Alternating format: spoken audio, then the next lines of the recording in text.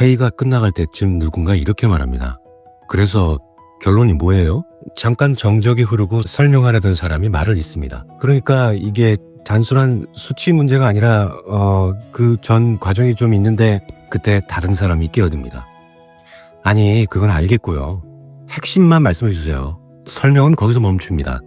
말은 끝나지 않았는데 대화는 끝나버립니다. 이 장면 한 번쯤 보신 적 있지 않나요? 어느 날 조심스럽게 말을 꺼냅니다. 내가 그때 그렇게 말한 건 사실 이런 상황이 있었고, 상대가 바로 반응합니다.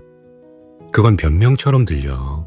그 한마디에 설명은 갑자기 의미를 잃습니다. 이제 선택지는 둘 중 하나입니다. 계속 말해서 구차한 사람이 되거나 아니면 그냥 멈추는 것.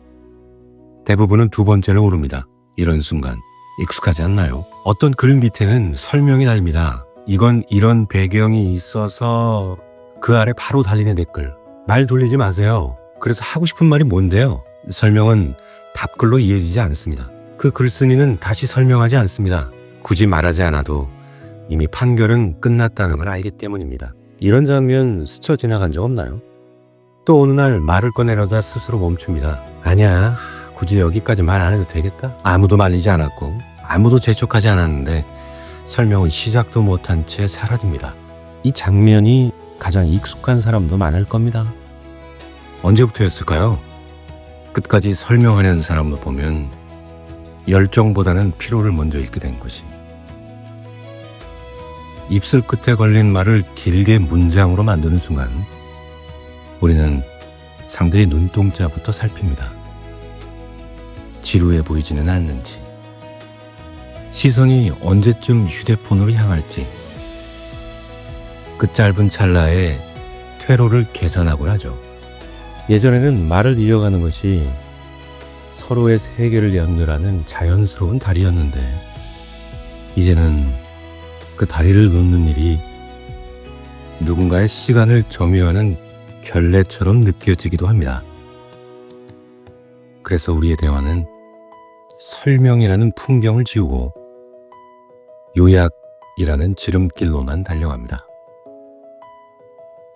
결론이 뭐야? 핵심만 말해줘. 효율이라는 이름 아래 던져진 이 문장들이 어느덧 대화의 시작이자 마침표가 되어버린 시대. 오늘은 조용히 이 질문의 멱살을 잡아보려 합니다. 우리는 왜 끝까지 설명하지 않게 됐을까? 대화를 나누다 보면 열렬히 말하던 순간보다 차라리 입을 닫기로 결심한 그 짧은 정적이 더 시리고 또렷하게 기억에 남습니다. 굳이 말 안 해도 알겠지? 지금 이 맥락을 꺼내면 나만 피곤해질 거야. 우리가 설명을 포기하는 이유는 대단한 결단이 아닙니다. 그저 조금 덜 소모되고 싶어서, 나의 진심이 오욕되는 과정을 견딜 자신이 없어서입니다. 설명은 단순히 정보의 전달이 아닙니다. 나의 내면을 꺼내 보여주는 노출이기에 틀릴까봐 무서운 게 아니라 나의 진위가 값싸게 취급받거나 오해받을까봐 버거워지는 것입니다. 요약은 달콤합니다. 짧고 빠르고 명료하죠. 하지만 요약은 정보일 뿐 이해는 아닙니다. 요약된 문장에는 결과라는 앙상한 뼈대만 남고 그 뼈에 붙어있던 고통스러운 과정과 살점들은 모두 도려내집니다. 그가 왜 그런 선택을 했는지, 그 밤에 얼마나 많은 밤을 지새우며 스스로와 싸웠는지, 그 말 뒤에 숨겨진 수만 가지의 각주들. 요약의 가위질은 그 모든 맥락을 잘라냅니다. 결국 우리는 누군가를 깊이 들여다보기도 전에 판단이라는 이름의 낙인부터 찍게 됩니다. 이제 설명은 위험한 시도가 되었습니다. 조금만 말을 보태면 구차한 변명이 되고, 조금만 길게 맥락을 짚으면 자기 방어나 선동으로 치부되곤 합니다. 설명이 곧바로 의도로 해석되는 사회. 내가 던진 진심이 누군가의 필터를 거쳐 어느 쪽 편인지를 가르는 증거물이 될 때 우리는 본능적으로 몸을 사립니다.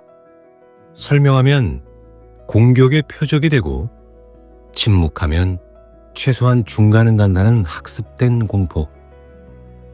그래서 우리는 아무 편도 아닌 상태를 유지하기 위해 기꺼이 벙어리가 되기를 자처합니다. 아무 말도 하지 않는 태도는 세련돼 보입니다. 논란에 휘말리지 않고 책임질 일도 만들지 않으니까요. 어느덧 침묵은 말실수하지 않는 성숙함으로 칭송받기까지 합니다. 괜히 분위기 흐리지 말자. 긁어 부스럼 만들지 말자. 이런 말들이 배려라는 이름으로 우리 사이를 유령처럼 떠돕니다. 서로의 속마음을 건드리지 않는 것이 가장 안전한 예의가 되어버린 것입니다. 하지만 그 고요함이 정말 평화일까요? 그것이 상대를 향한 배려인지 아니면 갈등을 감당하기 싫은 비겁한 회피인지는 한 번쯤 냉정하게 되물어야 합니다. 문제가 해결되어 사라진 게 아니라 문제를 말하는 입을 막아버린 것이라면 이 조용한 사회는 건강한 공동체가 아니라 거대한 뚜껑으로 덮여있는 화산일지도 모릅니다. 설명이 사라진 자리에는 날선 판단만이 가득합니다. 누가 아군이고 누가 적군인지, 누가 옳고 누가 틀렸는지는 1초 만에 결정되지만 왜 그랬을까라는 질문은 영원히 실종됩니다. 말수가 적어졌다고 해서 마음이 정리된 것은 아닙니다. 침묵이 늘었다고 해서 상처가 아문 것도 아닙니다. 어쩌면 우리는 말을 줄인 게 아니라 나를 온전히 내보낼 용기를 잃어가고 있는 것입니다. 설명은 상대를 굴복시키기 위한 수단이 아닙니다. 내가 이런 풍경을 보고 있으니 당신도 잠시 내 곁에 서서 봐달라 라는 가장 겸손한 구애이자 이해를 향한 첫걸음입니다. 그런 다정한 설명들이 소음 취급을 받는 세상이 되어가는 것 같아 마음 한구석이 서늘해집니다. 물론 이 질문에 정답은 없을 겁니다. 다만 우리는 왜 설명하지 않게 됐을까? 라는 이 질문조차 더 이상 들리지 않게 되는 날이 올까봐 그것이 조금 더 두렵습니다.